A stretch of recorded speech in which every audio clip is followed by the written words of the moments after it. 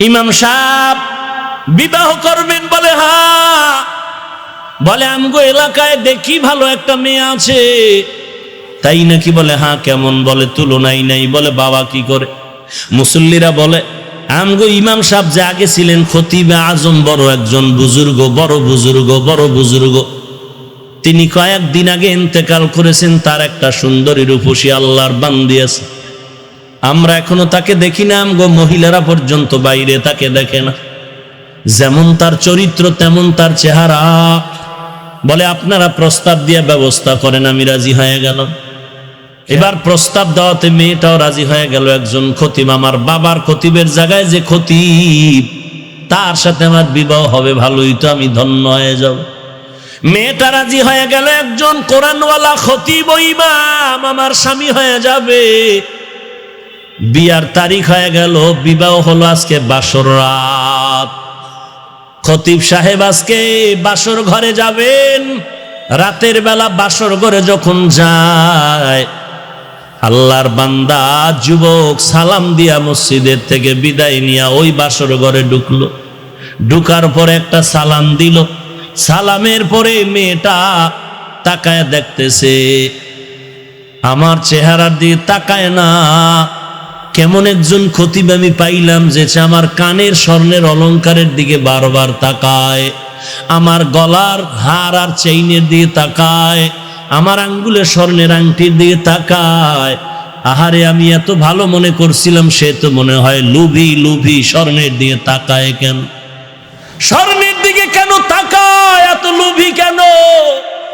মোটামুটি যুবক কথাটা আঁচ করতে পেরে ডাক দিয়া কয়, বিবি আমার, তুমি আমার নতুন স্ত্রী হয়েছো, মনের মধ্যে খারাপ কোনো ধারণা নিবা না। আমি তোমার চেহারা না দেখিয়া আমি স্বর্ণের দিকে তাকায়া দেখি, কারণ আমি মাওলা পাকের কুদরত দেখতেছি। আল্লাহর বান্দি বলে, কিসের কুদরত তুমি দেখো? বলে তোমার স্বর্ণের আংটি, স্বর্ণের কানের অলংকার আর গলার মধ্যে যা দেখতেছি, মনে হয় জানো মক্কার জমিনে আমি একদিন স্বর্ণের হার পেয়েছিলাম, রেশমি কাপড়ে পেঁচানো। ওই হারটা তোমার গলার মধ্যে যেন দেখা যায়। এবার মেয়েটা ডাক দিয়ে কয়, ধন্যবাদ হে স্বামী আমার, ঠিকই স্বর্ণ গলার হার। আমার আব্বাজান হজে গিয়েছিলেন আমাকে নিয়ে, ওখানে গিয়ে আমার এই হার হারিয়ে গেল, রেশমি কাপড়ে পেঁচানো। আমার বাবা বড় ধনী, ওই হার হারিয়ে যাওয়ার পর আমার বাবা মক্কার অলিতে গলিতে ঘুরিয়া কান্না করে বলেছিল, 1000 টাকা দিবে, 100 টাকা দিবে। আল্লাহর একটা বান্দা যুবক হারটা পাইয়া আমার বাবারে দিয়েছে, বাবার থেকে হাদিয়াও নেয় নাই। আব্বাজান ওই যুবকটারে বহু তালাশ করেছে, কিন্তু আর খুঁজিয়া পায় নাই। কয়েক মাস আগে আমার বাবা ইন্তেকাল হয়ে যায়। এই সময় আমার হাতটা ধরে বাবায় কান্না করে বলেছিল, এরে মা, তোর মতো একটা দিনদার স্ত্রী, একজন মেয়ে আমানত আমি কার হাতে রেখে যাব পাইলাম না। তবে আমার দিলের তামান্না, ওই মক্কার ওই যুবকটারে যদি পাইতাম, আমি তোরে তার হাতে আমানত দিয়ে দিতাম। ওই মক্কার ওই আমানতওয়ালা যুবকরা যদি পাইতাম, তোর মতো বান্দিটারে আমি তার হাতে তুলে দিয়ে যাইতাম। আমি ওই যুবকের পাইলাম না, যে আমার হাতটা পাই আমার হাতে দিয়েছে, হাদিয়াও নেই নাই। আমার বাবা আমার হাতটা ধরিয়া কান্না করে দোয়া করিয়া মরিয়া গেছে। আমি ওই দিন থেকে মাওলার দরবারে সিজদায় পড়ে কান্না করেছি, রে মালিক, আমার বাবার মনের আশাটা পুরাইয়া দাও, ওই যুবকের মিলাইয়া দাও, ওই আমানতওয়ালা যুবকের চাই। আজ মনে হয় যেন আমার দোয়া বাবার আশা কবুল হয়েছে।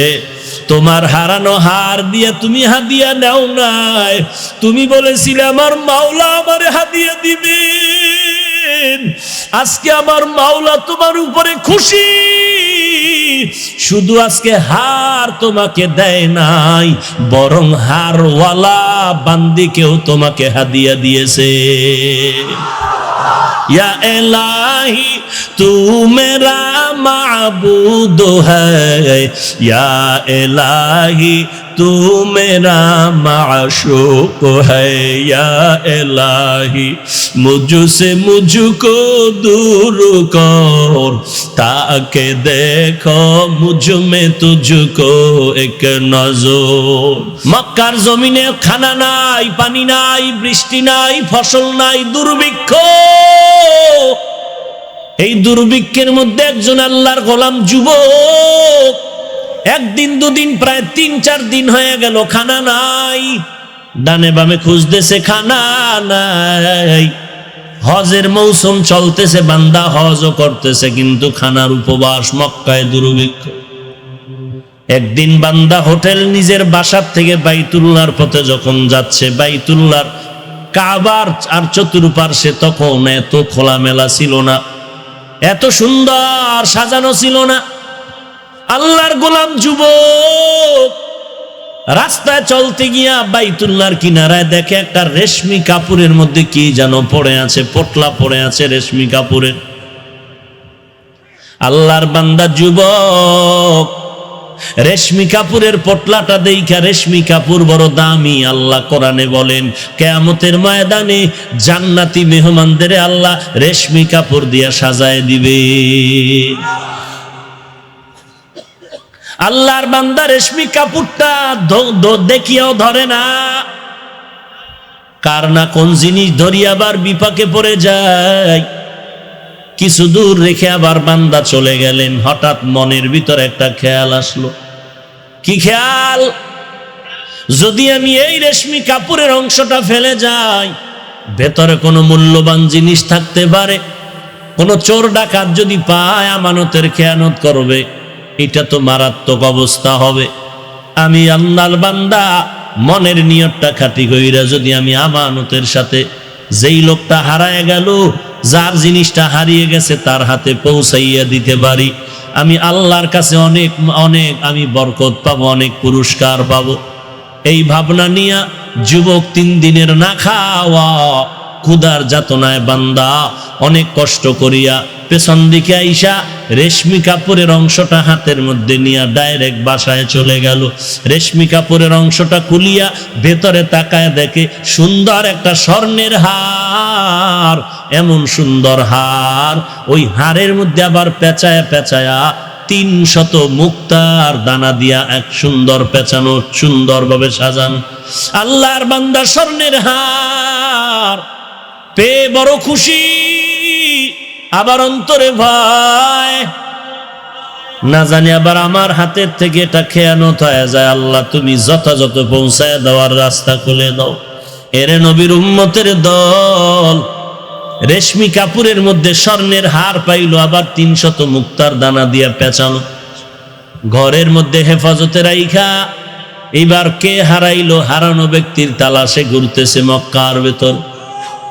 হঠাৎ করে আওয়াজ পায়, কে যেন ডাক দিয়া বলতেছে, আমার একটা স্বর্ণের হার হারানো গেছে, কেউ যদি পাও আমার হাতে দেওয়া। পাগড়িওয়ালা ডাকে আর বলে। আল্লাহর বান্দা যুবক পাগড়িওয়ালার কাছে গিয়া বলে, হযরত কি হারানো গেছে? বলে স্বর্ণের হার।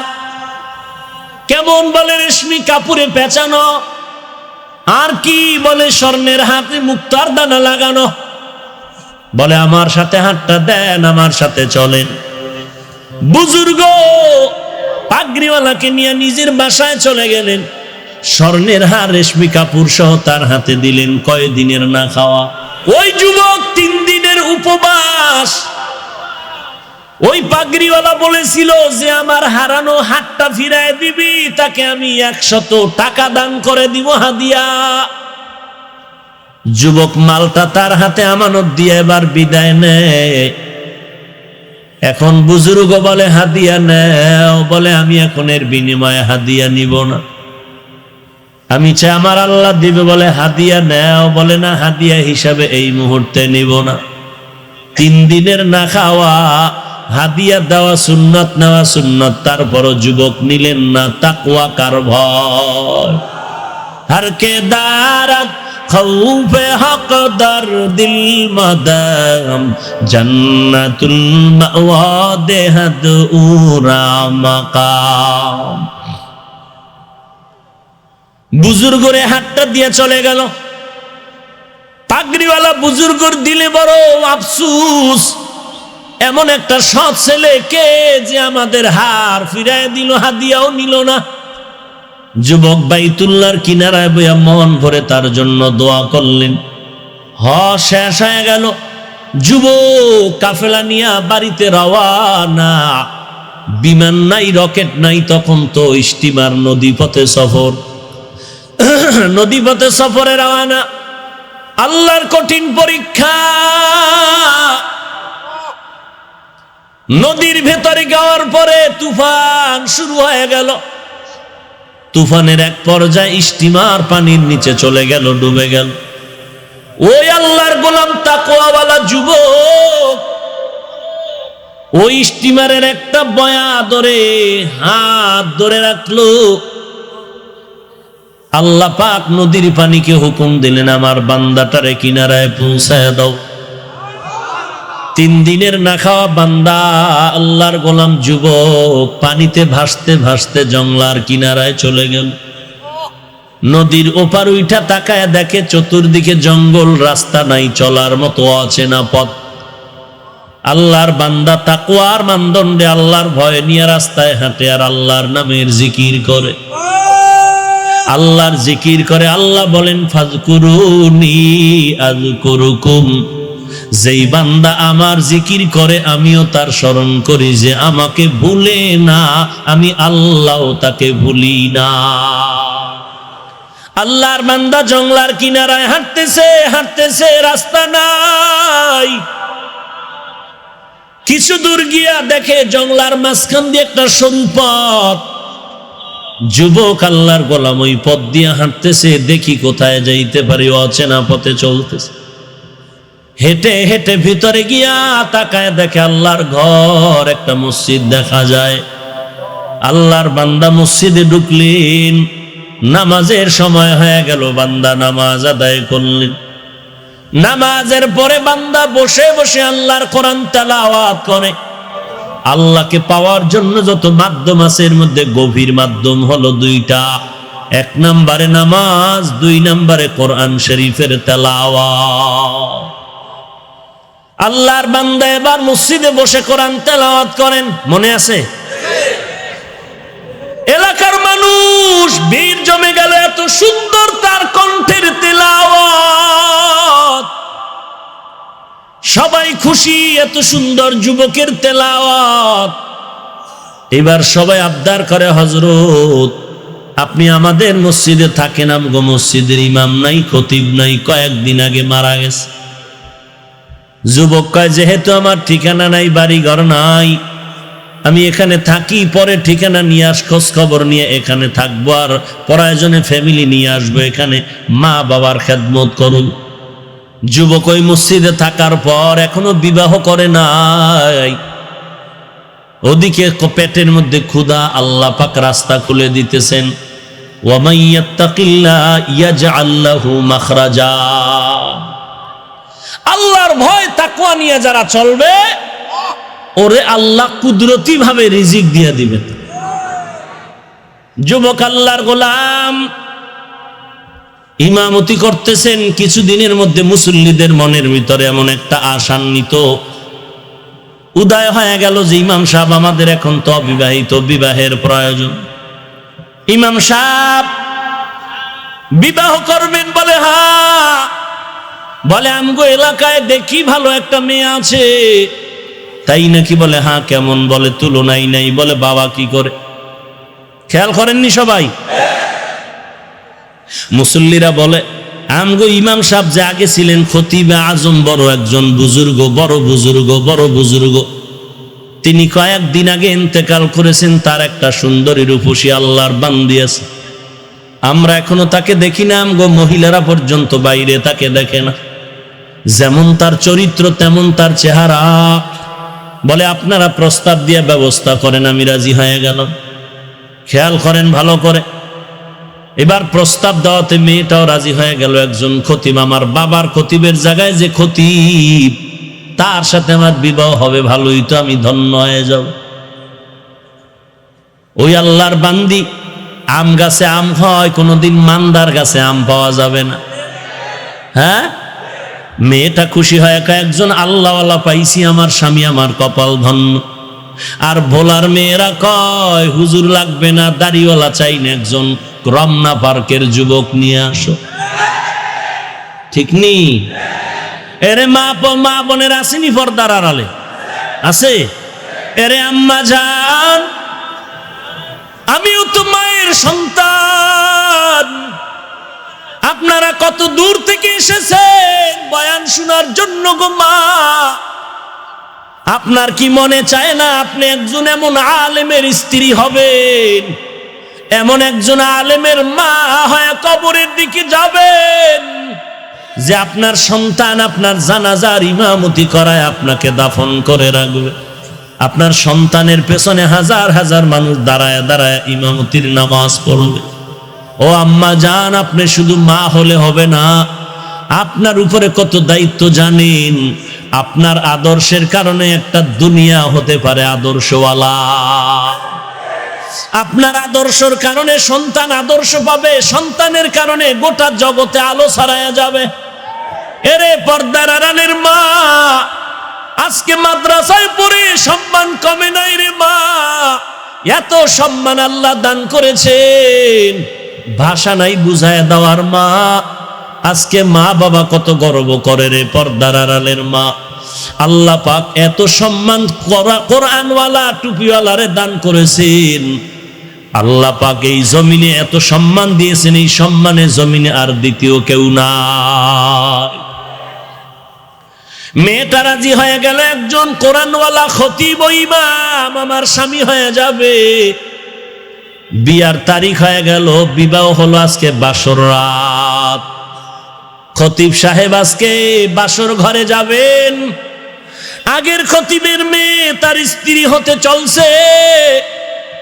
রাতের বেলা বাসর ঘরে যখন যায়, আল্লাহর বান্দা যুবক সালাম দিয়া মসজিদের থেকে বিদায় নিয়া ওই বাসর ঘরে ঢুকলো।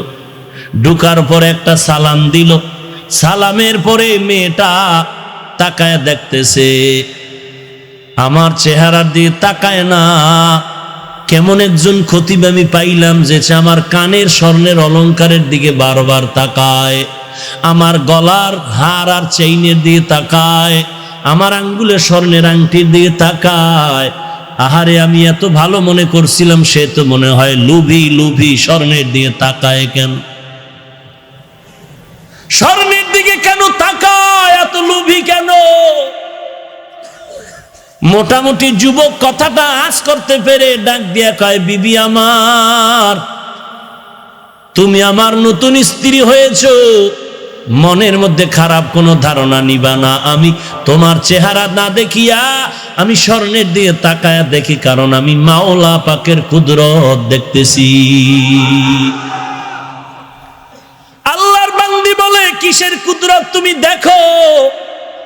বলে, তোমার স্বর্ণের আংটি, স্বর্ণের কানের অলংকার আর গলার মধ্যে যা দেখতেছি, মনে হয় জানো মক্কার জমিনে আমি একদিন স্বর্ণের হার পেয়েছিলাম, রেশমি কাপড়ে পেঁচানো, ওই হারটা তোমার গলার মধ্যে যেন দেখা যায়।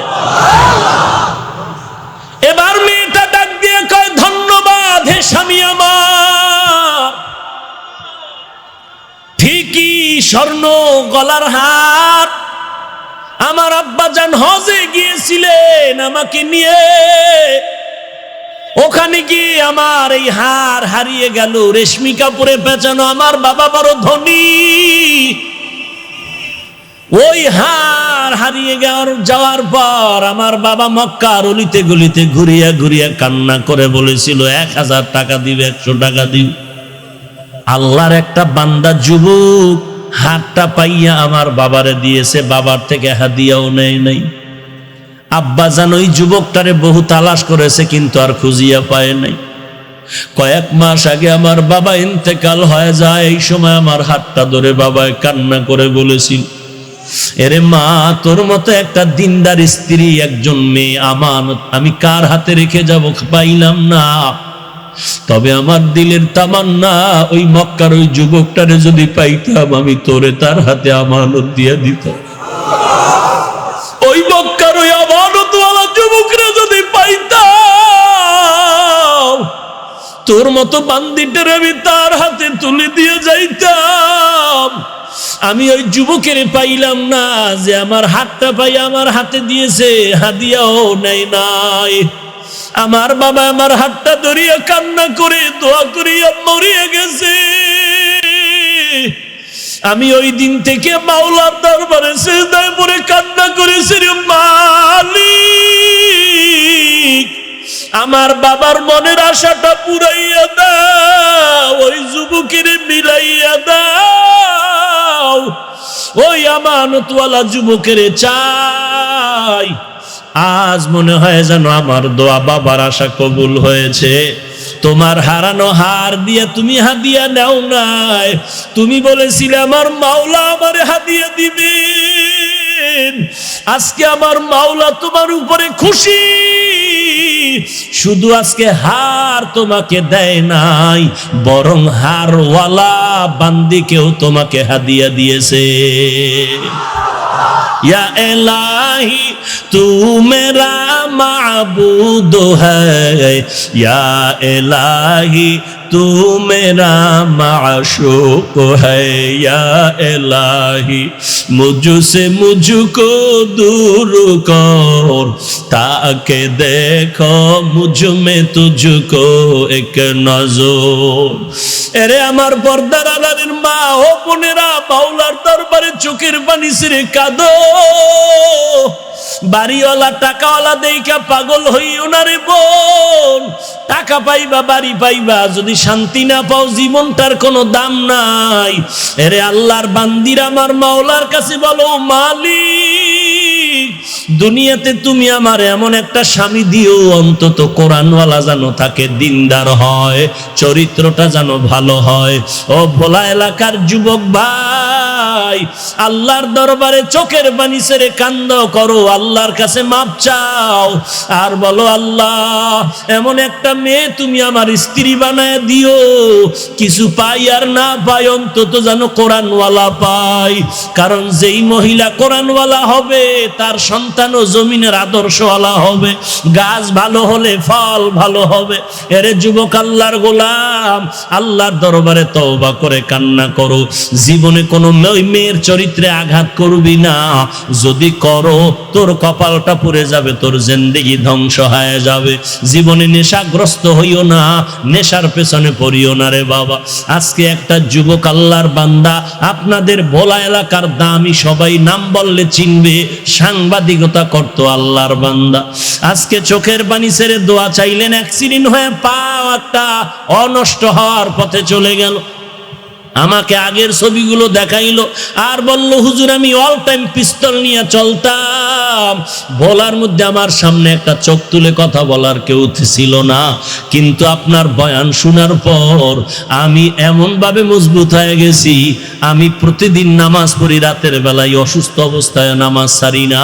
এরে নবীর উম্মতের দল, এরে যুবক আল্লাহর গোলাম, আজকে এত বয়ান আল্লাহওয়ালার চলে, আর পরও কেন নামাজ পড়ো না রে যুবক? আজকে আমি টুপি ফালাই না, শীতের মধ্যেও নামাজ বাদ দেই না, কারণ তুমি বলো টুপি মাথায় দিলে গরম হয়, মাথা তোমার থেকে কম বুঝি না। দাড়িটা রাখলে যৌবনের ভাব চলে যায়, তোমার থেকে কম বুঝি না। এরপরও কেন টুপি ফালাই না, দাড়ি ফালাই না, নামাজ ছাড়ি না? একমাত্র কারণ আল্লাহর কোরআন সত্য, নবীর কথা সত্য।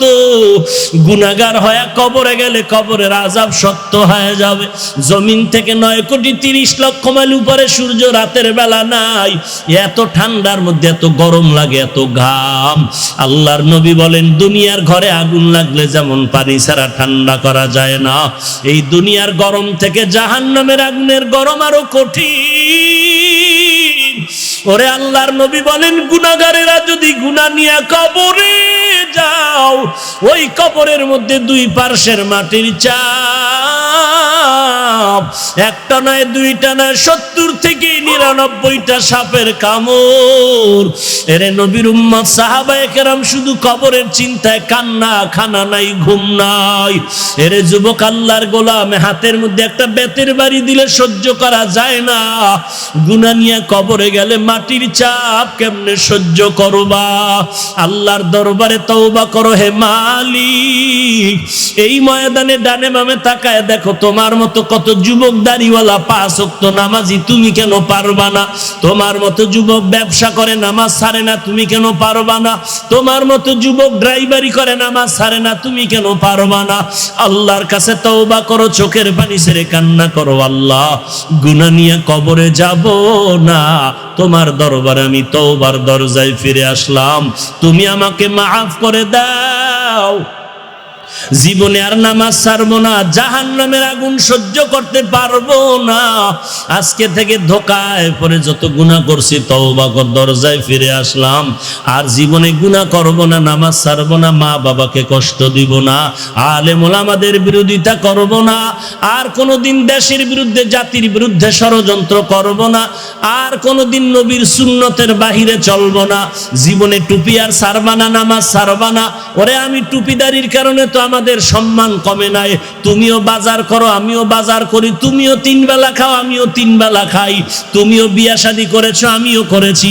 ওরে বাবা বলো, টুপিদারির কারণে তো আমরা নিচে পড়িয়া যাই নাই, বরং সর্বোচ্চ সম্মানে আল্লাহ রেখেছেন। তবে তওবা করো, আল্লাহর কাছে চোখের পানি ছেড়ে কান্না করো। কান্না যদি না থাকে আল্লাহকে বলো, আল্লাহ কান্নাওয়ালা চক্ষু দাও। এক ফোঁটা চোখের পানি যদি তোমার চোখ থেকে বের হয়ে যায়, মদিনার নবী বলেন, গাভীর ওলান থেকে দুধ বের করে ভেতরে যেমন ঢুকানো সম্ভব না, কান্নাওয়ালা বান্দাকে জাহান্নামে দেওয়াও সম্ভব না। এখানে আপনারা বসছেন বয়ানে, ঘর পর্যন্ত যাওয়ার গ্যারান্টি কারো হাতের মধ্যে নাই। অতএব তওবা করো, আল্লাহ আর গুনাহ করব না, নামাজ ছাড়ব না রে মালিক। আজকে থেকে খাঁটি মনে তওবা করে নিলাম, গলায় ছুরি আসলে মরে যাব, আর কোনোদিন গুনাহের পথে যাব না, আর কোনোদিন অসামাজিক কাজ করব না, আর কোনোদিন নেশাগ্রস্তের লাইনে চলব না। তওবা করার যদি খাঁটি নিয়ত থাকে, অন্তরে যদি কোনো ভেজাল না থাকে, মুনাফিকি না থাকে, খাঁটি তওবার নিয়তে দুটো হাত আমার আল্লাহকে দেখায় দাও। আয় আল্লাহ, সবার হাত আপনি কবুল করে নেন, আমাদের তওবা কবুল করে নেন। আয় আল্লাহ, তওবার উপরে মজবুত হয়ে চলার তৌফিক দান করেন, ঈমান ও আমল মজবুত করে দেন, নবীজির সুন্নতের উপরে চলার তৌফিক দান করেন। আয় আল্লাহ, সুন্নতের আমলওয়ালা জিন্দেগি দান করেন, গুনাহের প্রতি ঘৃণা জমায় দেন, বেশি বেশি নেক আমলের আগ্রহ বাড়ায় দেন। আমিন। আলহামদুলিল্লাহি রাব্বিল আলামিন, ওয়াসসালাতু ওয়াসসালামু আলা সাইয়্যিদিল আমবিয়া ওয়াল মুরসালিন ওয়া আলা আলিহি ওয়া আসহাবিহি আজমাইন। ইয়া আরহামার রাহিমিন, ইয়া আরহামার রাহিমিন, ইয়া আরহামার রাহিমিন। সবাই জবান খুলে দোয়াটা পড়েন, রব্বির হামহুমা কামা রব্বায়ানি সগীরা, রব্বির হামহুমা কামা রব্বায়ানি সগীরা, রব্বির হামহুমা কামা রব্বায়ানি সগীরা। اللهم إنك عفو تحب العفو فاعف عني. اللهم إنا نسألك رضاك والجنة. اللهم إنا نعوذ بك من سخطك والنار. اللهم اجعلني في عيني صغيرا وفي عين الناس كبيرا. اللهم إني أستودعك حياتي وإيماني وعملي وأهلي ومالي وعزتي فإنه لا يضيع ودائعك. ربنا ظلمنا أنفسنا وإن لم تغفر لنا وترحمنا لنكونن من الخاسرين. ربنا آتنا في الدنيا حسنة وفي الآخرة আখিরাতি হাসানা ওয়া কিনা আযাবান নার। রব্বানা লা তুযিগ কুলুবানা বা'দা ইয হাদাইতানা ওয়া হাব লানা মিন লাদুনকা রাহমা ইন্নাকা আনতাল ওয়াহ্হাব। ও দয়ার মালিক, এই ভোলার ময়দানে কুদরতের নজর দিয়ে তাকায় দেখেন 3 দিন ব্যাপী তাফসিরুল কোরআন মাহফিল, এই উলামায়ে কেরামদের মজলিসে আয় আল্লাহ কত উলামায়ে কেরামরা হাত তুলেছেন, সাদা দাড়িওয়ালা মুরব্বীরা হাত তুলেছেন, ব্যবসায়ী শ্রমিকরা, চাকরিজীবী, ছোট ছোট বাচ্চা ছাত্র ভাইরা হাত তুলেছেন, পর্দার আড়ালের মা বোনেরা হাত তুলেছেন। আয় আল্লাহ আমরা টাকা চাই না, বাড়ি চাই না, জাহান্নামের আগুন থেকে নাজাত চাই রে আল্লাহ। মেহেরবানি করে আমাদের সবাইকে নাজাতের ব্যবস্থা করে দেন। জীবনের সমস্ত গুনাহগুলো নবীজির মহাব্বতে মাফ করে দেন। নবীজির সুন্নতের আমলওয়ালা জিন্দেগি দান করেন। অন্তর থেকে রিয়া হাসাদ কিবির দূর করে ইখলাস দান করেন। আয় আল্লাহ কারো হাত খালি ফিরায়া দিয়েন না। আয় আল্লাহ সবাইকে গুনাহমুক্ত জিন্দেগি দান করেন। নেক আমলের আগ্রহ বাড়ায়া দেন। সারা দুনিয়াতে শান্তি দান করেন। যারা বেঁচে আছেন দীর্ঘ নেক হায়াত দান করেন। ও দয়ার মালিক, পর্দার আড়ালের মা বোনদের নেককার হিসাবে কবুল করেন, আবেদা জাহেদা হিসাবে কবুল করে নেন। বেশি বেশি নেক আমল করার তৌফিক দান করেন। ইত্তাকিল মাহারিম তাকুন আবাদান নাস। আল্লাহ নিষিদ্ধ জিনিস থেকে নিজেরে বাঁচায় রাখো, তাহলেই তোমার মর্যাদা দুনিয়া আখিরাতে বেড়ে যাবে। আল্লাহ বলেন হাত দিলাম ধরার জন্য, তার মানে যা মনে চায় তাই ধরবা হবে না। এই হাত দিয়া আল্লাহর কোরআনটা ধরো, সওয়াব। এই হাত দিয়া বাইতুল্লাহর গিলাফ ধরো, সওয়াব। এই হাত দিয়া ওই বাইতুল্লাহর পার্শ্বে গিয়া পাথর টোকাও, জামারাত মুজদালিফায় পাথর টোকাও, সওয়াব। এই হাত দিয়া শয়তানকে পাথর মারো, সওয়াব। হুজুরেরে পাথর মারতে কইছে, ব্যবসায়ীরে পাথর মারতে কইছে, পাথর মারতে কইছে শয়তান রে। এই শয়তানে পাথর মারে আর এক দলে। এই দুনিয়ার সব নষ্ট, দুনিয়ার লোভে পড়ে নষ্টামি করে, কেউ টাকার লোভে পড়ে নষ্টামি করে, কেউ ক্ষমতার চেয়ার পাওয়ার লোভে গিয়া জুলুম করে। এগুলি চলছে। হুজুর কেন উল্টা পাল্টা করে? ক্ষমতার লোভ। হুজুর কেন উল্টা পাল্টা করে? টাকার লোভ। জমিনের মধ্যে ভালোর থেকে ভালো হলো একদল উলামা, আবার খারাপের তুলনায় সব থেকে খারাপ হবে একদল উলামা। কেন আমাদের দুনিয়া আল্লাহ পাঠাইলেন? নিজেকে যে চিনবে সে একদিন আল্লাহকেও চিনে ফেলবে। আমরা তো নিজেদেরই চিনি না। একজনে বলে আমারে চিনোস নি, আর একজনে কাহা চিনি না। মানে তুমি নাপাক পানির থেকে আসছো, তোমার পেটের ভেতরে ময়লা, তোমাকে চিনি না। মানি তুমি একদিন হাঁটতে পারো নাই, কথা বলতে পারো নাই, তোমাকে মশায় কামড় দিয়েছে, তুমি ফিরাইতে পারো নাই, তুমি এতটাই ছিলে দুর্বল। তোমাকে চিনি না মানি। জঙ্গল থেকে বান্দর আসছে, বান্দর চিনেননি। আইসা দেখে বিশাল মাঠের ভিতরে একটা পাল বকরি, ভেড়া, দুম্বা, সাথে একটা বাঘের বাচ্চাও আছে। বাঘের বাচ্চা ওদের সাথে সাথে চলে, অনেক বড় হয়ে গেছে, কিন্তু বাহাদুরি করে সবাই। বাঘের বাচ্চা ওদের বাহাদুরি মেনে মেনে চলে। বানরের বুদ্ধি কম না বেশি? বাঘের বাচ্চারে ফাঁকি দিয়া গোপনে পরামর্শ দিতে ডাক দিছে, দিগাইও নিয়ে গেছে জঙ্গলে। এই তুমি কি? আমি কি? আমি তো 4 পাওয়ালা জানোয়ার। তুমি যে বাঘ এটা বুঝো? কি? ভেড়া, বকরি, দুম্বা, এই সব জঙ্গলের মধ্যে তুমি যে বাদশা, তুমি এটা বুঝো?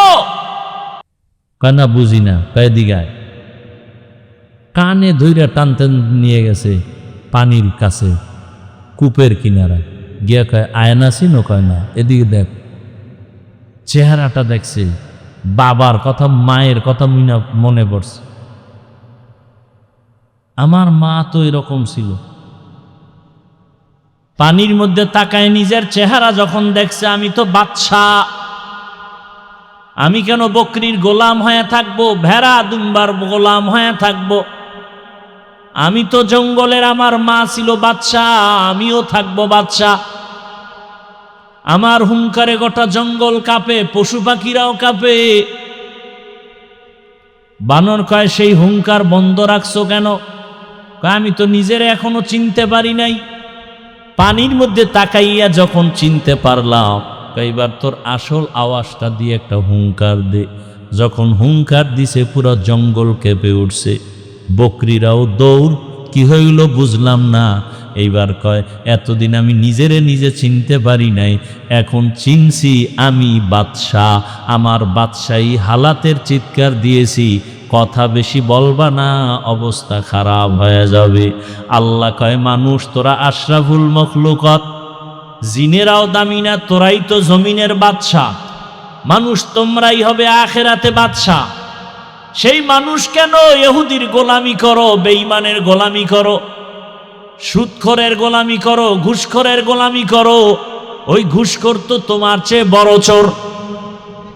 কি গরিব, তুমি তো বেতন নিয়ে কাজ করে খাও, আর টাকাওয়ালা সুদখোর ঘুষখোরেরা তো ওরা কামাই করে না, কাজ করে না, ওরা তো জুলুম করে গরিবের উপরে,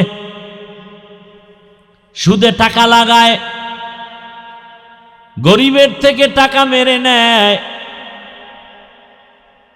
কত গরিব কিস্তি দিতে পারে না, মরিয়া যাইয়াও কবরের সামনে, কবরে যেতে পারে না।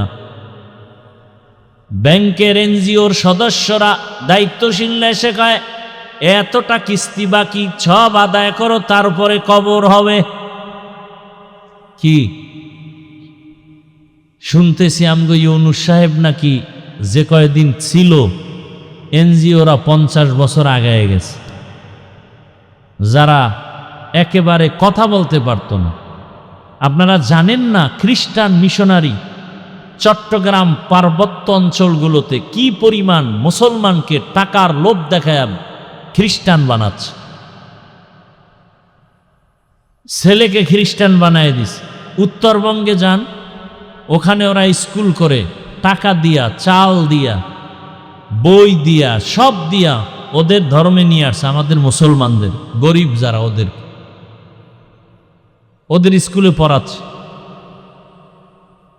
একজনে বলল ওদের রানের চিপার মধ্যে ওদের ক্রুশ, যেই যে কি এগুলি আমি তো বুঝিও না, চিহ্ন দিয়া দেয়। তার মানে তুমি টুপি পরলে কি হবে, তোমার গোস্তের ভেতরে শরীরের ক্রুশের চিহ্ন লাগানো, তুমি সেজদা দিলে কি হবে? কবুল হবে না আল্লাহর কাছে একটা সেজদাও। আর আমরা এখানে আরামে খাই আর ঘুমাই, নামাজ না পইরাও কই দিল পরিষ্কার, ইমান তাজা। বড় কঠিন হালাত আমাদের।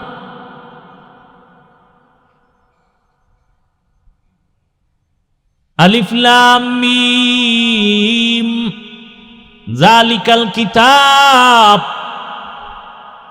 আল্লাহর কোরআন এমন একটা কিতাব, লা রাইবা ফিহ, যার মধ্যে কোনো সন্দেহ নাই। সারা দুনিয়ার খ্রিস্টানেরা, ইহুদিরা মিলিয়াও আল্লাহর কোরআনের একটা আয়াতের মতো আয়াত বানাতে পারে নাই। সারা দুনিয়ার বেঈমানেরা অপচেষ্টা চালাইয়া আল্লাহর কোরআনের মধ্যে একটা ভুল বের করতে পারে নাই। আল্লাহ বলেন এ কোরআন আমি দিলাম কেন? আল্লাহ বলেন আমি মুত্তাকি যারা আল্লাহকে ভয় করে তাদের হেদায়াতের জন্য। মুত্তাকি কাকে বলে?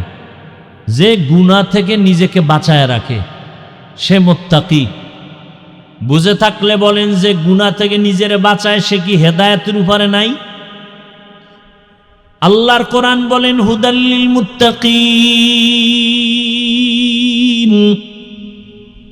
মুত্তাকিনদের জন্য কোরআন হেদায়াত।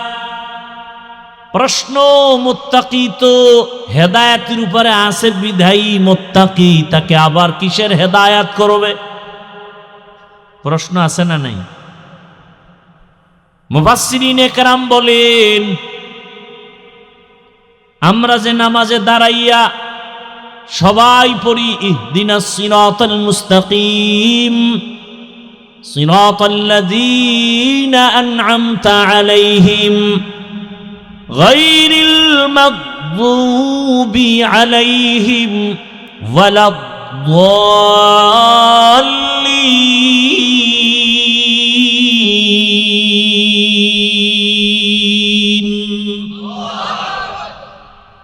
আল্লাহর হেদায়াতের কাছে আমরা দোয়া করি, হেদায়াতের উপরে মজবুতি দাও।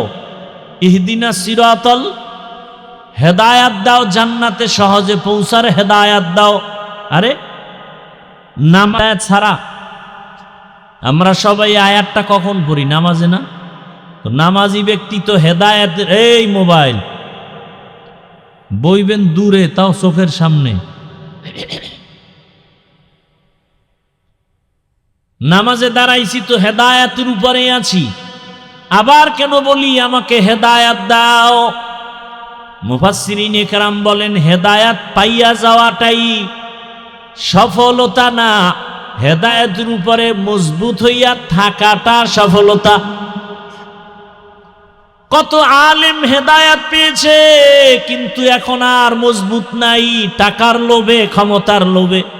কত আলেম হেদায়াত থেকে বিচ্যুত হয়ে গেছে, লাইনচ্যুত হয়ে গেছে। একজন আলেমের নাম আমি বলবো না, পড়ার মতো পড়ছে, ব্রেন কেমন, চেহারা তেমন, সুদর্শন সুপুরুষ। ঢাকা ঐতিহ্যবাহী মালিবাগ মাদ্রাসার ছাত্র। যে কেউ মালিবাগ মাদ্রাসায় ঢুকতে পারে না, ভর্তি বড় কঠিন। সে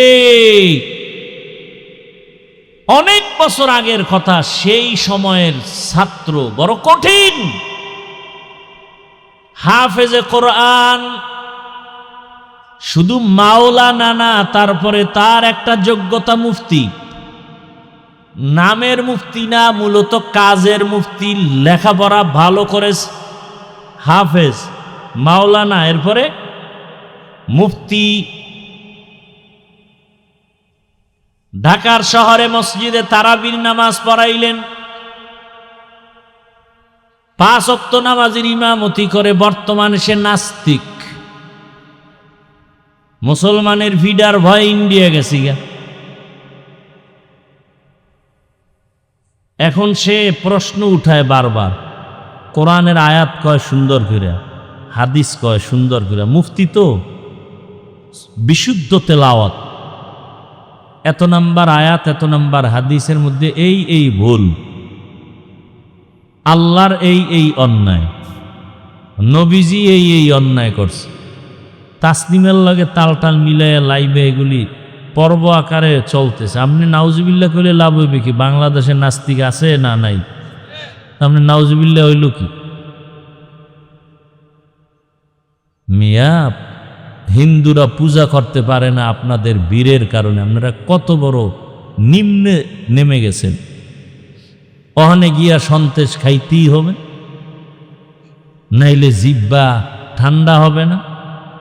কই হিন্দুরা তো আমি ঈদগায় আইসা ডিস্টার্ব করে না? কি আসছে মাহফিলে এসে ডিস্টার্ব করে? তো আপনাদের লজ্জা এত কম কেন? আবার গিয়া স্লোগান দেয় ধর্ম যার যার। এ কেমনে বানাইছে তাও তো বড় কঠিন কথা। বানাইলো কেমনে? না স্বপ্নে কেউ জানাই দিছে? আজকে থেকে সেই তাদেরকে বলো বিবাহ যার যার, বউ সবার। ঠিক হইলে সাইরে দাও সব রাস্তায়। আর দিছেও তো নাইট ক্লাব, কি ডে ক্লাব না নাইট ক্লাব? নাইট ক্লাবে কি হয়? যুবকরা, বউ রদবদল হয়, বউ ফ্রি মাইন্ড। কেউ কিছু বললে বলবে ডোন্ট মাইন্ড। এ কথা বলার কোনো ইমাম সাহেব বলুক না এই কথা আগামী জুমায়। সূর্য ডুবার পরে শুনবে গাইবি আওয়াজ। কি খবর বলবে 1 মাসের ছুটি। কি কারণ বলবে শিয়ালের হাতে মুরগি আমানত। শিয়ালের হাতে মুরগি দিলে যা হয়, সুদখোর ঘুষখোরের হাতে মাদ্রাসার চাবি, মসজিদের চাবি দিলে তাই হয়। দিছে কে? জিব্রাইল। এই সব এখানে বয়ে রয়েছে। ভোটের আগের রাইতে জনমের মতো খাইয়া টিপটা দিয়ে দিছে, যা তোরা মদ খা, লাইসেন্স দে। এই আঙ্গুল কাটা যাবে, কাটা যাবে। আঙ্গুলের দাম নাই। সারা দুনিয়াতে মানুষ, এত কোটি মানুষ, কারো আঙ্গুলের টিপের সাথে কারো মিল। তাহলে এটার কত দাম? আমার এই একটা টিপের দাম আছে না নাই? তাহলে সেই টিপটা তুমি যেখানে মনে চায় সেখানে দাও। কয় টাকার লোভে? 500 টাকা না? একটা মুরগি কিনতে লাগে 1000, একটা খাসি কিনতে 20,000, আর আশরাফুল মখলুক ভোটের আগের রাত্রে বিক্রি হয় 500 টাকা। এটা ছাগলের চেয়েও খারাপ, এটা পশুর চেয়েও খারাপ।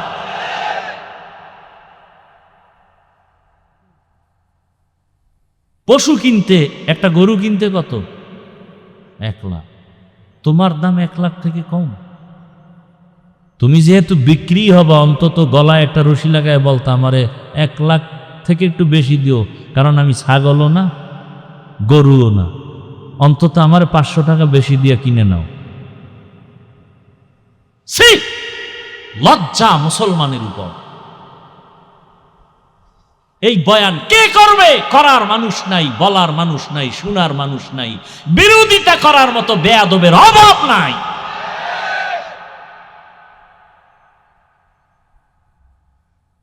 বলবে বক্তাবাদ, মোবাইল বাদ দেওয়া যাবে না। বক্তাবাদ, এদেশে বক্তার অভাব। নতুন নতুন বক্তা, নতুন নতুন বক্তা। দেড়াতের বক্তা 2 হাত নাই, চমক। 1.5 হাতের বক্তা 2 হাত, চমক। হায় হায় হায় হায়। ইত্তাকিল মাহারিম তাকুন আবাদান নাস। রাগ করেননি? কি মনে করেন আপনারা রাগ করলে আমি ভয়ে দৌড় দেব? হ্যাঁ,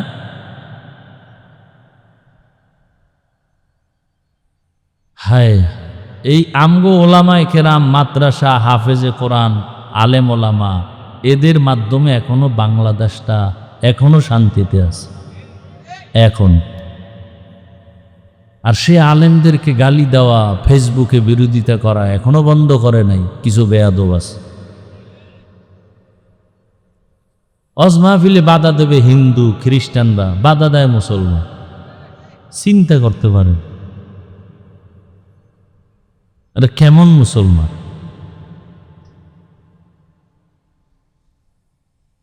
আল্লাহ কোরআন দিলেন হেদায়াতের জন্য।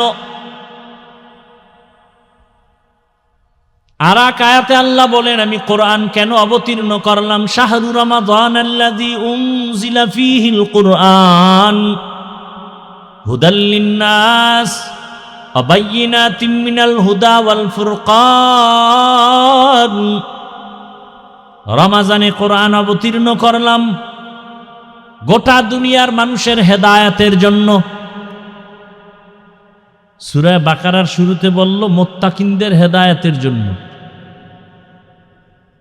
আর এই আয়াতে বলল গোটা দুনিয়ার মানুষের হেদায়াতের জন্য। প্রশ্ন, হে মালিক, দুনিয়ার সব মানুষ কেন হেদায়াত পায় না? এর সংক্ষেপ জবাব আল্লাহ নিজে দিয়া বলেন, ওয়াল্লাযীনা জাহাদু ফীনা লানাহদিয়ান্নাহুম সুবুলানা ওয়া ইন্নাল্লাহা লামাআল মুহসিনিন।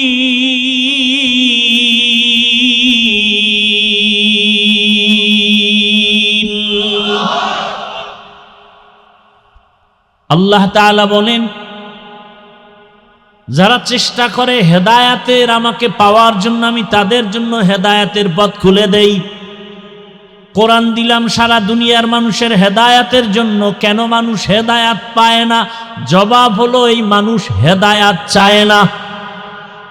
দেখেন, আমরা নামাজ পড়ি, রোজা রাখি, এরপর আপনাদের কাছে মাপ চাই, কষ্ট পাইলে মাফ করে দিয়েন। কতটা ভয়! এটা ভয় না যে যদি কষ্ট পান আল্লাহ তো বেজার হয়ে যাবে। তাহলে আমি নামাজ, রোজা, টুপি, দাড়ি সব ঠিক রাইখা এরপর আপনাদের কাছে মাপ চাই, নামাজ পইরাও আল্লাহর কাছে মাপ চাই, আর আপনি নামাজ পড়েনই না, তাহলে আপনার উপায় কি? মূলত আপনি আল্লাহর কাছে হেদায়াত চান না। চাইলে তো নামাজ পড়তেন। আল্লাহ বলেন, যে হেদায়াত চায় না আমি তাকে হেদায়াত দেই না। মাইয়াহদিল্লাহু ফাহুয়াল মুহতাদ ওয়া মান ইউদ্লিল ফালান তাজিদা লাহু ওয়ালিয়াম মুরশিদা। আল্লাহ যাকে চান হেদায়েত দিবেন, যাকে চান না তাকে হেদায়েত। দোষ কি আল্লাহ? কেন? হেদায়েত চাইলে আল্লাহ দিবেন, না চাইলে দিবেন না। আল্লাহ যদি হেদায়েত চান তাকে দিয়েই দিবেন। ওমর রওনা দিছে নবীকে জবাই করতে গিয়ে হেদায়েত, আর আবু জাহিল্লা 13 বছর নবীর বয়ান শুনে এক জায়গায় খাইয়া লইয়া হাতের মুষ্টির মধ্যে পাথর নিয়ে কয়, এই আব্দুল্লাহর সন্তান পাননে বলো আমার হাতের মুষ্টিতে কি আছে? হাতের মুঠায় কি আছে? পাথর। নবী বলেন, আমি জানি না। কেন? আমি গাইবের মালিক। গাইবের মালিক কে? কুল্লা ইয়ালামু মান ফিস সামাওয়াতি ওয়াল আরদিল গায়বা ইল্লাল্লাহ।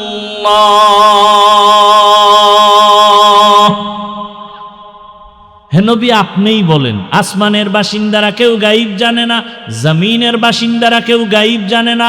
কে জানেন? নবীকে আমি জানি না। তবে নবী বললেন, এই মুরব্বীর হাতে যা আছে একটু আওয়াজ দিত। পাথরগুলো কালিমায় শাহাদাতের আওয়াজ দিল, জোরে জোরে আওয়াজ দিছে। আবু জাহিল্লা পাথরগুলো মাটির মধ্যে ফেলে বলে, ভাতিজা তুমি জাদুকর হইলা কবে? কপালে কি নাই? আল্লাহ দেয় না, না আবু জাহিল্লা চায় না? আর ওমর নবীরে জবাই করতে গিয়া 27 বছর বয়স। কত? কার বয়স? ওমরের 27 বছর বয়সে তরবারি নিয়ে দৌড়ায় নবীকে জবাই করবে। চেহারা দেখে কোরআনের নূর সিনায় লাগলো তো কালেমাওয়ালা হয়ে গেল। কেমন পাওয়ার বাড়লো? 27 বছর। তোমার বয়স কত? 27। তোমার ইমানের স্পিরিট কই? দাড়ি এত ছোট কেন? দাড়ি পুরা ক্লিন করা যেই গুনাহ, ছোট করে রাখা একই গুনাহ। আর নগদ শাস্তি, যৌবন শেষ। হারবাল কোম্পানির লাগে দেখা করতে হইব, উপায় নাই, সব চান্দু রেডিও। আর কপালে বিয়ে আছে কিনা তাও তো আমার সন্দেহ, কারণ বিয়ে পাশ করার আগেই আমার দেশের ছেলে মেয়েরা বিয়া পাশ করে ফেলে। আর আমগো দেশে তো এখন আইনও এরকম, বাল্য বিবাহ চলবে না। কি কি চলবে? আকাম চলবে। আকাম তো আকাম চলতেছে। ধর্ষণ হচ্ছে, ধর্ষণ, খুন, গুম, দুর্নীতি, 4টা বিদ্যুৎ গতিতে চলতেছে। ধর্ষণ এই বয়সে তো এই পরিমাণ ইদানিং যা শুনতেছি, ধর্ষণের অপরাধ, খুন, দুর্নীতি, গুম, কি রাতের ঘুম, সব শেষ। কিডন্যাপ করে নিয়ে যায়। সৌদি আরবে গেলাম, বাঙালিরা বলে আমগো বাঙালিরে ধইরা কিডন্যাপ করে টাকা দাবি করে নিয়ে। সৌদি আরবের অবস্থা এমন যে বাঙালি সব উদাও করো। আমগো দোষে আমরা ধরা খেয়ে গেছি বিভিন্ন দেশে। আমি প্রবাসীদের থেকে শুনছি, ওরা কান্না করে বলেছে যে বাঙালিরা বিদেশিদের কারণে কষ্টে নাই, আমার দেশি ভাইদের কারণে আমরা কষ্টে আছি। আফসুস। আল্লাহ আবার প্রবাসী ভাই বোন মা বাবা যারা আছেন সবাইকে ইজ্জতের সাথে হেফাজত করে। শুধু হেফাজত না, ইজ্জতের সাথে। হ্যাঁ, ইজ্জত বড় জিনিস, টাকা পয়সা বড় কিছু না, ইজ্জত বড় জিনিস। আজকে যুবক, তোমার কারণে কত মা বাবা সমাজে মুখ দেখাইতে পারে না। তুমি কেমন অভিশপ্ত সন্তান। তওবা করো, এখনো সময় আছে। হে যুবক, তোমার মতো যুবক কি 5 ওয়াক্ত নামাজি দাড়িওয়ালা স্কুলে পড়ে, কলেজে পড়ে নাই? তুমি পারো না কেন? আমার মতো হুজুর হওয়ার দরকার নাই। তোমার লাইনে তুমি ভালো হয়ে চলো, ভালো ডাক্তার হও, ভালো ইঞ্জিনিয়ার হও, ভালো প্রফেসর হও, ওসি ডিসি এসপি, ভালো আদর্শবান হও, বেয়াদব হইও না। ডাক্তার জাকির নায়েকের নাম কে না জানে? কত সুনাম তার টাকার কারণে, কি ক্ষমতার কারণে, সুন্দর আদর্শ। আমি চাই যুবক তুমি ডাক্তার হও, সুনাম ধন্য ডাক্তার। আজান হবে, নামাজে যাবে, রুগীরাও নামাজ পড়বে, নামাজের পরে তেলাওয়াত হবে, মা বাবার জন্য দোয়া হবে। এরে পর্দার আড়ালের আম্মা জানেরা, বোনেরা, আপনাদের মতো কত মা কত বোন এই এলাকায় আছে, পর্দা করে, স্বামীর মাল হেফাজত করে, কোরআন তেলাওয়াত করে, নাই? ভিন্ন মা বোনেরা, আপনারা স্বামীর টাকা খরচ করে গুনার পথে কেন দৌড়াচ্ছেন? মার্কেটে মার্কেটে দৌড়ান। কয়দিনের এরকম করবেন?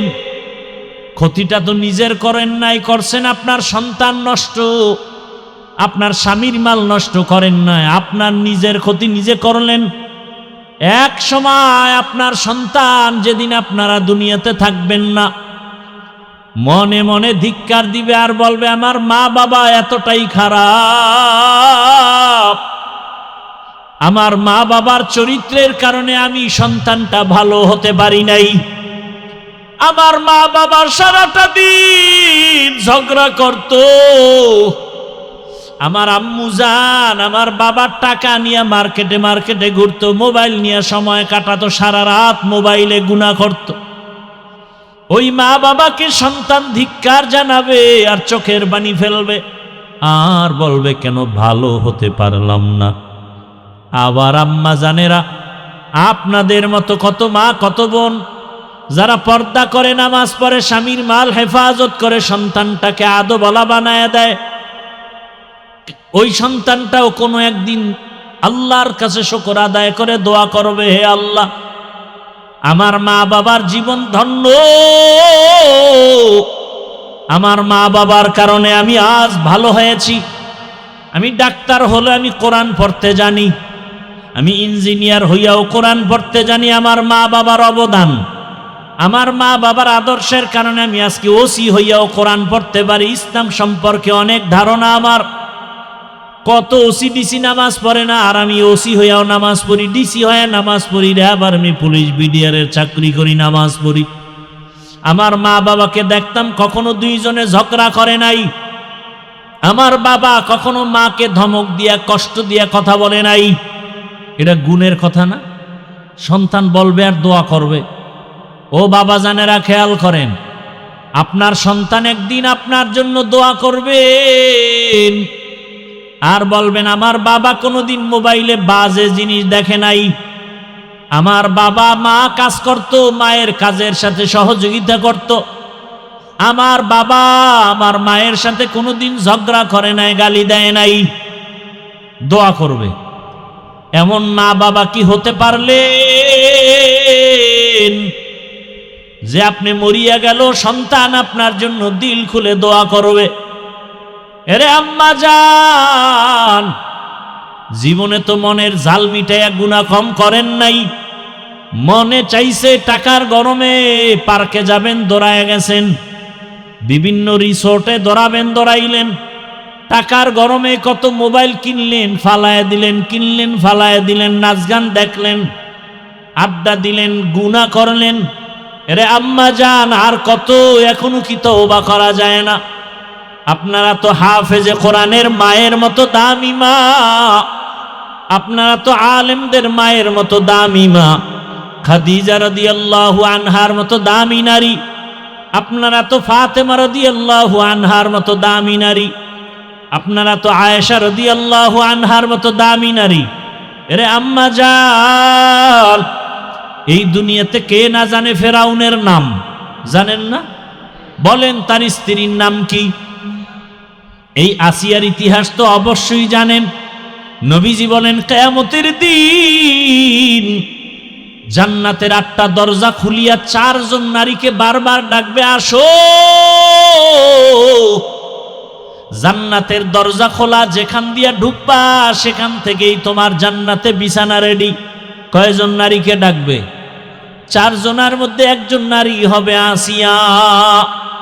নবী বলেন জান্নাতের ভেতরে ফেরাউনের স্ত্রী আসিয়ার সাথে আমি মুহাম্মদের সাথে বিবাহ হয়ে যাবে।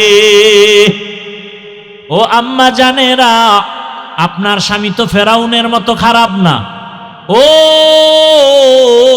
মা, আপনার স্বামীটাকে আপনি তো লাইনে নিতে পারতেন, আপনার স্বামীটাকে আপনি তো নামাজি বানাইতে পারতেন, আপনি চাইলেই তো সম্ভব। ওই স্বামী তো আপনি নামাজ আদায় করলে স্বামী আপনাকে বাধা দেয় না, আপনি কেন নামাজটা ছেড়ে দিলেন? 5 ওয়াক্ত নামাজ ছাড়া কোনোদিন জীবন সুন্দর হবে না। এবং 5 বেলা নামাজে কোরআন তেলাওয়াত করেন। আরে বাদশাহ হারুন রশিদের নাম কে না জানে? জানেননি? বলেন তার স্ত্রীর নাম কি? জুবায়েদা খাতুন। তিনি ছিলেন কোরআনে হাফেজা। এত বড় বাদশাহ হারুন রশিদ, যার নাম সারা দুনিয়াবাসী জানে, তার স্ত্রী জুবায়েদা খাতুন, যার নামে এখনো মক্কা নগরীতে নহরে জুবায়েদা এখনো আছে। ওই জুবায়েদা কোরআনে হাফেজা, তার ঘরে 100 নারী কাজ করত। কাজের নারী ছিল কয়শো? সবাই কোরআনে হাফেজা। জুবায়েদা খাতুন শিডিউল করে দিল, আমি জুবায়েদার ঘর কোরআনের আওয়াজ দ্বারা পরিপূর্ণ থাকবে, 1টা সেকেন্ডে যেন কোরআন তেলাওয়াতের বাইরে না যায়। জুবায়েদা ওই 100 মহিলাকে টাইম ভাগ করে দিল, তুমি এত মিনিট কোরআন তেলাওয়াত করে কাজে যাও। আর একজনকে বলল তুমি কাজ করো, তুমি কোরআন তেলাওয়াত করো, এরপরে কাজ করো, এরপরে তোমার সিরিয়াল এভাবে দিয়া 24টা ঘন্টা জুবায়েদার বাড়ির থেকে কোরআন তেলাওয়াতের আওয়াজ। আল্লাহর কসম, যেই ঘরে কোরআন তেলাওয়াতের আওয়াজ হবে ওই ঘর রহমতের ফেরেশতারা পাহারা দিবে। কারা পাহারা দিবে? রহমতের ফেরেশতারা পাহারা দিবেন। এরে আম্মা জান, আপনি পারেন না অন্তত কমপক্ষে 5টা সূরা 5 ওয়াক্ত নামাজে তেলাওয়াত করেন, ফজরের নামাজ আদায় করেন। মোবাইলে ঘন্টাকে ঘন্টা সময় কাটাইলেন, 20 মিনিট সময় দিয়া ফজরের 4 রাকাত নামাজ পড়তে পারেন না। মোবাইলে কয় ঘন্টা দিছে? সারা রাত। ঘন্টাকে ঘন্টা, ঘন্টাকে ঘন্টা। রাত্র 1টা কখন বাজলো খবর নাই, 2টা কখন বাজলো খবর নাই, 3টা কখন বাজলো খবর নাই, 4টা কখন বাজলো খবর নাই। মোবাইল চালাইতে চালাইতে ফজরের আগে ঘুম। মাত্র 20টা মিনিট সময় দিয়া 4 রাকাত ফজরের নামাজটা পড়তে কি ক্ষতি ছিল রে আম্মা জান? ফজরের নামাজ আদায় করার পর আল্লাহর কোরআনটা খুলিয়া সূরা ইয়াসিন তেলাওয়াত করতেন, আপনার ঘর বরকতের রিজিকের দ্বারা ভরপুর হয়ে যেত।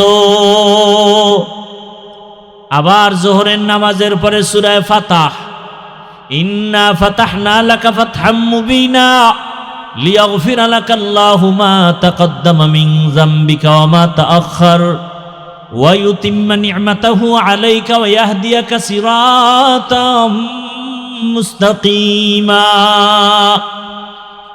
আসরের নামাজ আবার 4 রাকাত আদায় করে মা 30তম পারা সূরা নাবা আম্মা ইয়াতাসাআলুন আনিন নাবাইল আযীম আল্লাযী হুম ফীহি মুখতালিফুন। এত বরকতের সূরা। মাগরিবের নামাজ আদায় করতেন 5 রাকাত 20 মিনিট সময়, আবার তেলাওয়াত করতেন সূরা ওয়াকিয়া। ইযা ওয়াকাতিল ওয়াকিয়া লাইসা লিওয়াকাতিহা কাযিবা খাফিজাতুর রাফিআ ইযা রুজ্জাতিল আরদু রাজ্জাম ওয়া বিসাতিল জিবালু বাসসা। এশার নামাজ 9 রাকাতে 20 মিনিট সময় দিয়ে আবার সূরা মুলকের তেলাওয়াত করবেন। তাবারাকাল্লাযী বিয়াদিহিল মুলক ওয়া হুয়া আলা কুল্লি শাইইন কাদির। কত মজার তেলাওয়াত। এরপরে আপনি নামাজটা পড়ছেন, তেলাওয়াত করছেন, খানা খেয়ে ওযু অবস্থায় ঘুমাবেন ডান কাতে কিবলার দিকে ফিরিয়া। দরুদ শরীফ পড়তে পড়তে ঘুমাবেন। আল্লাহর রহমত একদিন না একদিন দরুদের বরকতে রাসূলের সাথে ঘুমের মধ্যে মোলাকাত হয়ে যাবে। এরে আম্মা জানেরা, তওবা করেন। আমার আল্লাহর কাছে কয়দিন আর গুনাহ করবেন? বেপরদায় আর কত চলবেন?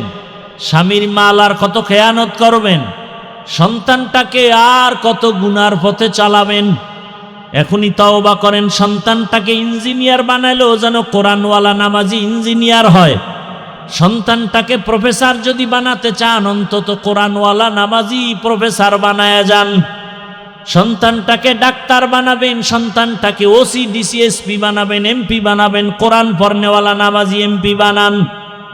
জীবনটা ধন্য, দুনিয়াও আপনার জন্য ধন্য হবে, আখিরাতও ধন্য হবে। ও আমার যুবক বাবারা, একটু চোখ বন্ধ করে তাকায়া দেখো, ঢাকা কলেজের বারান্দায় কত যুবকরা দাড়িওয়ালা পাগড়ি মাথায় কলেজে ক্লাস করে, আসে না নাই? তুমি কেন পারো না? তোমার মতো যুবক রাস্তায় গাড়ি চালায়, 5 ওয়াক্ত নামাজ পড়ে, তুমি পারো না কেন? তোমার মতো যুবক নদীতে মাছ ধরে নামাজ পড়ে, কৃষিকাজ করে নামাজ আদায় করে, দোকানদারি করে নামাজ আদায় করে, ব্যবসা করে, চাকরি করে, নামাজ ছাড়ে না। কেন তুমি পারো না রে বাবা? আমি কয়েকদিন আগে চট্টগ্রামের এক জেলা আছে, সেখানে গেছিলাম, নামটা বেশি বলা যাবে না, ঝামেলা। মাহফিল ছিল, আবার দর্শনের জন্য একটা জায়গা আছে, ওখানে গেলাম। দেখি ওখানে মেয়ে ছেলেরাও ঘুরে আর ছবি তুলে, আর একটা যুবক ছেলে বাবরি চুল, ক্যামেরা নিয়ে ঘুরে আর ছবি তুলে। তো আমি যখন চলে আসবো মাগরিবের আগে, বয়ান রাত্রে, তো ওই ছেলেটা ইসা সালাম দিছে, একটা তোয়ালিয়া দিয়া ওর ওই ক্যামেরাটা ঢাইকা, পরে কয়, হুজুর কেমন আছেন? ভালো।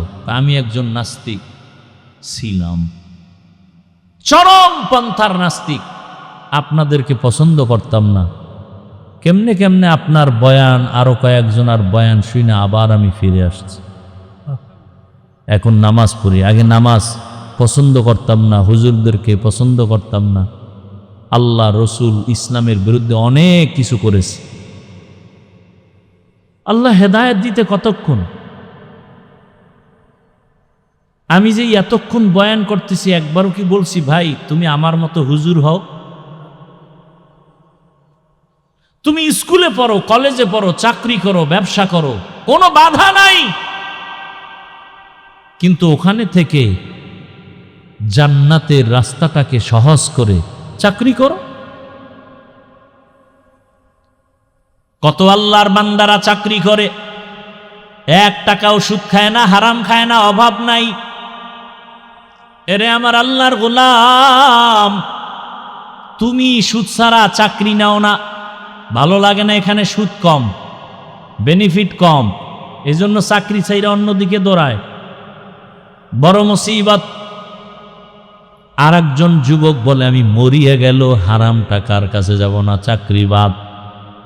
এক যুবক একটা চাকরি ছেড়ে দিছি, কেন? কয় টাইম মতো নামাজ পড়তে দেয় না, বাদ, চাকরি না খায় মরুম। কিন্তু এখন ভালো অবস্থানে আছে, টাকা পয়সার অভাব নাই। এরকম ঘটনার কত বলব, কত আর বলব। ও আমার যুবক বাবা, অনুরোধ করে বলি, এখনো সময় আছে, তওবা করো। মনটাকে একটা কথা বুঝাইবা, আল্লাহর কাছে, আমার কাছে না। হে দয়ার মালিক, আমার মতো যুবক স্কুলে পড়ে, কলেজে পড়ে, চাকরি করে, ব্যবসা করে, 5 ওয়াক্ত নামাজ যদি পড়ে, আমি কেন পারি না রে মাওলা? আজকে থেকে তওবা করলাম, জীবনে কত দাড়ি কাটলাম, নামাজ ছাড়লাম, বেপরদার আড্ডায় গেলাম, পার্কে পার্কে দৌড়াইলাম। আজ থেকে তওবা করে ফেললাম, আর নামাজ ছাড়বো না, দাড়ি কাটবো না, বেপরদায় চলবো না, মা বাবার সাথে বেয়াদবি করবো না। ওলামায়ে কেরামের দোয়া নিয়া, শিক্ষকের দোয়া নিয়া, মা বাবার দোয়া নিয়া, নবীজির সুন্নাত অনুযায়ী জীবনটা চালাবো। ও যুবক, যতই বাহাদুরি করো, মা বাবার দোয়া, শিক্ষকের দোয়া, উলামায়ে কেরামের দোয়া ছাড়া জীবনটা সুন্দর হবে না। ওই মা বাবার দোয়া নিয়ে সামনে আগাইয়া যাও, কারণ মা বাবার চোখের পানি আর দোয়া ছাড়াই চেয়ারে বসতে পারি নাই। ওই মা বাবার দোয়া, চোখের পানি ছাড়া তুমি টাকার মালিক, বাড়ি গাড়ির মালিক হতে পারো নাই। এই যে কয়েকদিন আগে কোরবানি গেল, ঈদের আনন্দ এখনো কাটে নাই। অনেকে মা বাবা ভাই বোন নিয়ে কত আনন্দে কাটায়, আবার অনেকে মা হারা, বাবা হারা, এতিমের মতো কান্না করে। এত সুন্দর ঈদের আনন্দে ছেলে পাইলাম, মেয়ে পাইলাম, স্ত্রী পাইলাম, কিন্তু আমাকে এত টাকার মালিক যিনি বানাইলে, এত কষ্ট করে আমার এই জীবনটা যিনি করায় দিলেন, ওই মা আজ দুনিয়ায় নাই।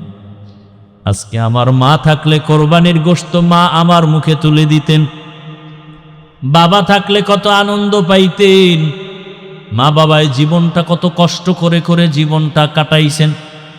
আর আজকে আমার বিল্ডিং, আমার ঘরে ফ্রিজের মধ্যে ফলের অভাব নাই, আর আমার মা বাবা টাকার অভাবে ফল কিনে খেতে পারে নাই, টাকার অভাবে মাছ খেতে পারে নাই। আজকে আল্লাহ আমাকে এত টাকা পয়সা দিছেন, আজকে মা বাবা খেতে পারে না, তারা কবরে। ও যুবক বাবারা, ও এতিম সন্তানেরা, ওই মা বাবার জন্য 2 ফোঁটা চোখের পানি ছেড়ে দোয়া করো, আর গুনাহ সারিয়া দাও, তওবা করো। যার মা বাবা বেঁচে আছে, পাইলে দোয়া নাও, বাবার হাতটা ধরে দোয়া চাইও। আর মাকে পাইলে মাকে বলিও, মা কলিজা ভরে দোয়া করো, আর জীবনে কোনোদিন কষ্ট দিব না, বেয়াদবি করব না, গুনাহ করব না, তওবা করে আসছি। জীবনে যতদিন হায়াত পাই তোমাদের খেদমত করে যাব। ও আল্লাহর বান্দারা, তওবা করার মতো যদি নিয়ত হয়, মুনাফিকি না থাকে, খাঁটি তওবার নিয়ত যাদের আছে, 2টো হাত আল্লাহকে দেখায়া দেই। আয় আল্লাহ, আমাদের হাতগুলো কবুল করে নেন, তওবাগুলো কবুল করে নেন। আয় আল্লাহ, মা বাবার দোয়া, শিক্ষকের দোয়া, উলামায়ে কেরামের দোয়া পরামর্শ নিয়ে নবীজির সুন্নাত অনুযায়ী চলার মতো তৌফিক দান করেন, আমিন। আলহামদুলিল্লাহি রাব্বিল আলামিন, ওয়াসসালাতু ওয়াসসালামু আলা সাইয়্যিদিল আমবিয়া ওয়াল মুরসালিন ওয়া আলা আলিহি ওয়া আসহাবিহি আজমাইন, ইয়া আরহামার রাহিমিন।